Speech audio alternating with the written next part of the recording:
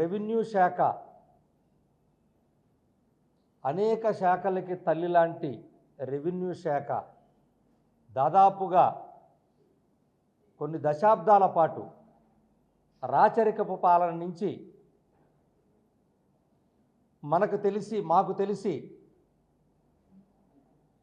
1540 క్రీస్తు శకం 1540లో షేర్షా సూరి ఫరీద్ ఖాన్ ఆయన రాచరికంలోనే భూ పరిపాలన వ్యవస్థను ఏర్పాటు చేసిన చరిత్ర.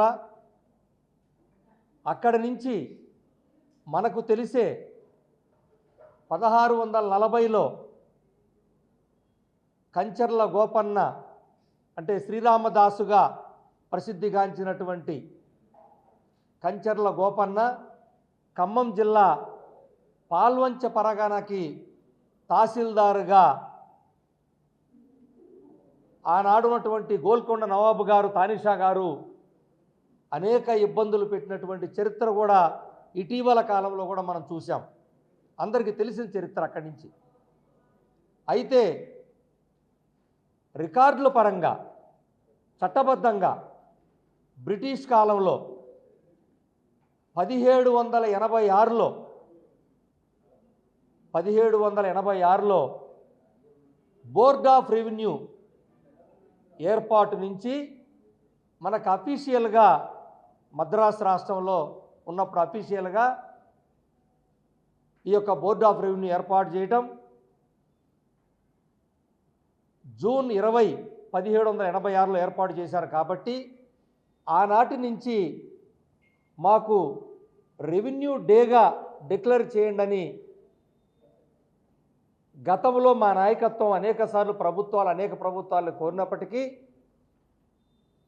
మరి ఎట్టకేలకు ఆంధ్రప్రదేశ్ రెవెన్యూ సర్వీస్ అసోసియేషన్ విజ్ఞప్తి మేరకి ప్రభుత్వం జూన్ 20ని రెవెన్యూ డేగా రెవెన్యూ దినోత్సవంగా డిక్లేర్ చేస్తూ ఆంధ్రప్రదేశ్ ప్రభుత్వం గజెట్ విడుదల చేయడం. అయితే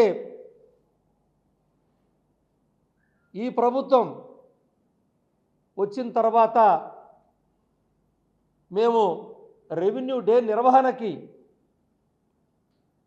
అంటే రెవెన్యూ డే అంటే ఏదో సంబరాల కోసం కాకుండా రెవెన్యూ డే రోజున ప్రజలకి రెవెన్యూ శాఖ చేస్తున్నటువంటి సేవలు ఇప్పటివరకు ఏదైతే సేవలు అందిస్తున్నామో ఆ సేవలు ఇటు ప్రజలకి రైతుల్ని విద్యార్థుల్ని అందరినీ కూడా జిల్లా స్థాయిలో అదేవిధంగా ప్రతి మండల కార్యాలయ స్థాయిలో అవగాహన కల్పించి రెవెన్యూ ఉద్యోగులు ఏ సేవలు అందిస్తారో రెవెన్యూ శాఖ ఏ సేవల్ని మీరు పొందవచ్చు, అందులో ఉన్నటువంటి ఇబ్బందులు ఏంటి అనేటువంటి అంశాలు తెలియపరచడం, అవగాహన కల్పించడం. అదేవిధంగా రెవెన్యూ నిర్వహిస్తున్నటువంటి రికార్డులు మొత్తం ప్రదర్శించడం, ప్రధానంగా అడంగళ్ళు 1B రికార్డులు, అదేవిధంగా రెవెన్యూ భూములతో పాటు ప్రభుత్వ భూములతో పాటు ఏదైతే వక్ భూములు కానీ లేదా ఎండోమెంట్ ల్యాండ్స్ కానీ ఇవన్నీ కూడా వాటి గురించి కూడా వివరంగా ఏమి చేయొచ్చు ఏం చేయకూడదు అనేటువంటి విషయాలకు కూడా స్పష్టంగా అవగాహన కల్పించటం. లోకల్గా మండల స్థాయిలో ఉన్నటువంటి ప్రజల నుంచి కానీ ప్రజాప్రతినిధులను కూడా ఆ రోజు ఆ కార్యక్రమాలకు రెవెన్యూ డేన జూన్ 20న ఆహ్వానించి వారి ద్వారా ఇంకా ఏదైనా మెరుగైన సేవలు రెవెన్యూ శాఖ ద్వారా అందించాలంటే వారి దగ్గర నుంచి కూడా సలహాలు సూచనలు తీసుకోవాలని ప్రధానంగా ఈ అన్ని రెవెన్యూ శాఖలో వీటన్నిటిని కూడా హైలైట్ చేసుకుంటూ ఎంతో కష్టపడి 24 గంటలు పనిచేస్తున్నప్పటికీ చిన్న అక్కడక్కడ జరిగేటువంటి మా ఉద్యోగులు చిన్న తప్పుల వల్ల రెవెన్యూ శాఖ మొత్తానికి చెడ్డ పేరు వచ్చేటువంటి పరిస్థితిని అధిగమించడానికి ఈ రెవెన్యూ దినోత్సవాన్ని జూన్ 20ని ప్రతి సంవత్సరం కూడా మేము అవకాశంగా తీసుకొని ప్రజలకి అందరికీ అవగాహన కల్పించి మాకు మేముగా రెవెన్యూ ఉద్యోగులుగా ఇంకా మెరుగైనటువంటి పాలన ప్రజలకు అందించేదానికి వేగవంతమైనటువంటి పాలన అందించేదానికి పారదర్శకమైనటువంటి పాలన అందించేదానికి జవాబుదారీతనంగా ఉండటానికి మాకు మేముగా తీర్చిదిద్దుకునేటువంటి ఒక మంచి అవకాశం కల్పించినటువంటి డేనే ఈ రెవెన్యూ డే. ఆ రెవెన్యూ డే ఉత్తర్వులు మాకు జారీ చేసేదానికి సంపూర్ణంగా ఆనాడు ఉన్నటువంటి CCLA ప్రస్తుత ఇరిగేషన్ ప్రభుత్వ ప్రధాన కార్యదర్శిగా ఉన్నటువంటి శ్రీ జి సాయి ప్రసాద్ IAS గారికి మా రెవెన్యూ శాఖ ప్రధానంగా రుణపడి ఉంటుంది. వారికి ధన్యవాదాలు తెలియజేస్తున్నాం. అదేవిధంగా ప్రభుత్వం ఈ నిర్వహణకి మాకు నిధులు ఖర్చు అవుతాయి, మరి దాన్ని ప్రజల కోసం మేము కష్టపడటానికి సిద్ధమయ్యాం. ఇక నుంచి ఆ నిధులు కూడా మాకు రిలీజ్ చేస్తే మేము బ్రహ్మాండంగా ఆ యొక్క అవగాహన కార్యక్రమం నిర్వహిస్తామని చెప్పగానే ప్రభుత్వం వెంటనే 52 లక్షలు బడ్జెట్ను కూడా ప్రతి జిల్లాకి 2 లక్షల చొప్పున బడ్జెట్ని కూడా రిలీజ్ చేసినందుకు గౌరవ ముఖ్యమంత్రి గారికి, ఎందుకంటే ప్రతి రెవెన్యూ ఉద్యోగి ఆత్మగౌరవం రెవెన్యూ దినోత్సవం అంటే 24 గంటలు అహర్నిశలు కొన్ని దశాబ్దాలుగా పనిచేస్తున్నటువంటి శాఖ. మరి అటువంటి శాఖలో ఉన్నటువంటి మా ఆత్మగౌరవాన్ని కాపాడినందుకు గౌరవ ముఖ్యమంత్రి గారికి, నారా చంద్రబాబు నాయుడు గారికి, అదేవిధంగా మా రెవెన్యూ శాఖ మాచ్యులు శ్రీ అనగాని సత్యప్రసాద్ గారికి, అదేవిధంగా గౌరవ CCLA గారి శ్రీమతి జి జయలక్ష్మి IAS గారికి, అదేవిధంగా ఆర్థిక శాఖ అధికారులకు, ప్రధానంగా ఉన్నతాధికారులందరికీ కూడా ప్రత్యేకమైనటువంటి ధన్యవాదాలు తెలియజేసుకుంటా ఉన్నాం. మరి ఈ సందర్భంగా రెవెన్యూ ఉద్యోగులకి విజ్ఞప్తి చేస్తూ ఉన్నాం మీడియా ద్వారా. 20వ తారీఖు ఎల్లుండి రెవెన్యూ డే వస్తుంది. ఏదో ఈ రెవెన్యూ డే అంటే సంబరాల కోసం కాదు, లేదా ఆ రోజు కేవలం రిటైర్ అయినటువంటి ఉద్యోగులకి సన్మానించుకోవటం, బాగా పనిచేసిన వాళ్ళకి, అదేవిధంగా ప్రస్తుతం పనిచేస్తున్న ఉద్యోగులకి కూడా, బాగా పనిచేస్తున్న వాళ్ళకి మెరిట్ సర్టిఫికెట్లు కూడా ఇవ్వమని ఆదేశాల్లో ఇచ్చున్నారు. మరి ఆ రెండే కాదు, ఇది గమనించాలి. రాష్ట్రంలో ప్రతి మండల తహసీల్దార్ గారు గమనించి, ఇది ప్రధానంగా ప్రజలతో మమేకమవ్వడానికి రెవెన్యూ అసోసియేషన్ ప్రభుత్వంతో కోరి తీసుకొచ్చాము. ఇప్పటి వరకు ఒక లెక్క, ఇప్పటి నుంచి ఒక లెక్క. ప్రభుత్వంలో మన రెవెన్యూ శాఖ పట్ల ప్రజల్లో ఒక మంచి, ఇంకా ఇప్పుడుకున్న దానికన్నా ఇంకా మెరుగైనటువంటి పాలన అందించేదానికి ఒక మంచి అవకాశంగా తీసుకోండి. రాష్ట్రంలో ఉన్నటువంటి అందరూ రెవెన్యూ ఉద్యోగులు రాబోయే 20వ తారీఖు నుంచి అందరూ కూడా ఎవరికి వారే మనస్సాక్షిగా ప్రతిజ్ఞ చేసుకోండి. రెవెన్యూ శాఖలో సేవ చేయటం అనేది ఒక అదృష్టంగా భావించండి. అందరికీ రాదు. ప్రజలకి అతి చేరువుగా పనిచేసేటువంటి శాఖ రెవెన్యూ శాఖ. పుట్టిన దగ్గర నుంచి మరణించే వరకు కూడా వారికి ఉన్నటువంటి అనేక దైనందిన కార్యక్రమాల్లో మనం భాగస్వామి అవుతాం.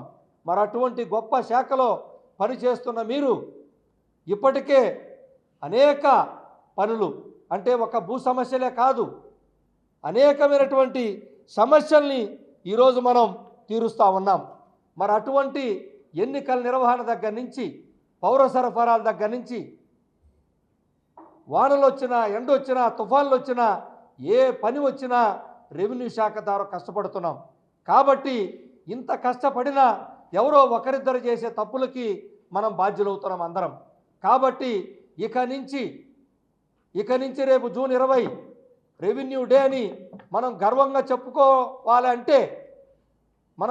చెప్పుకోవాలంటే దానికి ప్రధానంగా ప్రజలతో బాగా మమేకమవ్వండి, రైతులతో మమేకమవ్వండి, విద్యార్థులతో మమేకమవ్వండి. ఏ సహాయం కోసం వాళ్ళు వచ్చినా రాగానే మేము నివేదికలు తయారు చేసి సంబంధిత జిల్లా కలెక్టర్లకి పంపించి ఉన్నాం. మా దగ్గర ఉన్నాయని పంపించేశాము. ఎక్కడా కూడా మా దగ్గర ఉండవు, మేము ఆ పరిస్థితులు లేదు. అక్కడ నుంచి కలెక్టర్ గారు ఉత్తర్వులు పాస్ చేస్తే కానీ అవి మళ్ళీ సబ్ రిజిస్ట్రార్ గారికి క్లియరెన్స్ వెళ్ళవు. కాబట్టి ఆ స్థాయిలో ఎందుకు ఉన్నాయి అనేది ప్రభుత్వం కనుక్కోవాలి, మాకైతే తెలియదు. ఎక్కడన్నా పొరపాటున జరిగితే టెక్నికల్గా ఎన్ని తప్పులు ఉన్నాయో, వెబ్ ల్యాండ్లో ఎన్ని తప్పులు ఉన్నాయో, అదేవిధంగా ఇప్పుడు చేసేటువంటి దాంట్లో తప్పులను కానీ వీటన్నిటినీ టెక్నికల్ ఇష్యూస్ని పరిశీలించేదానికి ఏదైతే ఈ డివిజనల్ మేనేజర్స్కి సరైనటువంటి శిక్షణ లేదని రాష్ట్ర స్థాయిలో సీసీఎల్ఏ గారి కార్యాలయంలో ఉన్నటువంటి టెక్నికల్ టీము కూడా అవగాహన తక్కువ ఉన్నందువల్ల రోజులు తరబడి డిలే జరుగుతుంది. కాబట్టి ఈ డివిజనల్ మేనేజర్కి ఎప్పుడో 20 ఏళ్ల క్రితం వాళ్ళకు ఉన్నటువంటి అవగాహన ఈ మధ్యలో అనేక స్థాయిలో టెక్నికల్గా మార్పులు వచ్చినాయి, ఎంతో ముందుకు వెళ్తున్నాయి. మరి కాబట్టి వారికి శిక్షణ ఇవ్వండి, మాకు త్వరగా ఆ యొక్క టెక్నికల్ ఇష్యూస్ని క్లియర్ చేయనందువల్ల ప్రజలు మా కార్యాలయాల చుట్టూ మేము టెక్నికల్ క్లియర్ చేయమని హెడ్ ఆఫీస్కి పంపించినా వాళ్ళు తహసీల్దార్ కార్యాలయం చుట్టూ తిరుగుతున్నారు. ఎందుకంటే తహసీల్దార్ కార్యాలయం మాత్రమే వాళ్ళకు అందుబాటులో ఉంటుంది కాబట్టి మేము చెబుతున్నా వాళ్ళు మా పట్ల బాధపడుతున్నారు. కాబట్టి ఎట్టి పరిస్థితుల్లో వాళ్ళకి సరైన శిక్షణ ఇచ్చి వీలైనంత త్వరగా ఆ యొక్క శిక్షణ పూర్తి చేసి టెక్నికల్ క్లియరెన్స్ చేయాలని మేము స్పష్టంగా ఇప్పటికీ గౌరవ సీసీఎల్ఏ గారికి, గౌరవ రెవెన్యూ శాఖ మంత్రికి చెప్పి ఉన్నాం. ప్రజలకు అందిస్తున్నటువంటి విశేష సేవలకు, అదేవిధంగా రెవెన్యూ ఉద్యోగులు సేవా తత్పరతకు గౌరవాన్ని ఇచ్చినటువంటి రాష్ట్ర ప్రభుత్వం ప్రతి సంవత్సరం జూన్ 20వ తేదీని రెవెన్యూ దినోత్సవంగా అధికారికంగా నిర్వహించాలని నిర్ణయం తీసుకోవడం పట్ల యావత్ రెవెన్యూ శాఖ హర్షం వ్యక్తం చేస్తున్నాం. ఈ సందర్భంగా గౌరవ ముఖ్యమంత్రి వర్యులు శ్రీ నారా చంద్రబాబు నాయుడు గారికి, అదేవిధంగా గౌరవ రెవెన్యూ శాఖ మంత్రులు శ్రీ అనగాని సత్యప్రసాద్ గారికి, గౌరవ సీసీఎల్ఏ మరియు స్పెషల్ చీఫ్ సెక్రటరీ శ్రీమతి జి జయలక్ష్మి ఐఏఎస్ గారికి రెవెన్యూ శాఖ తరఫున కృతజ్ఞతలు తెలియజేసుకుంటున్నాం.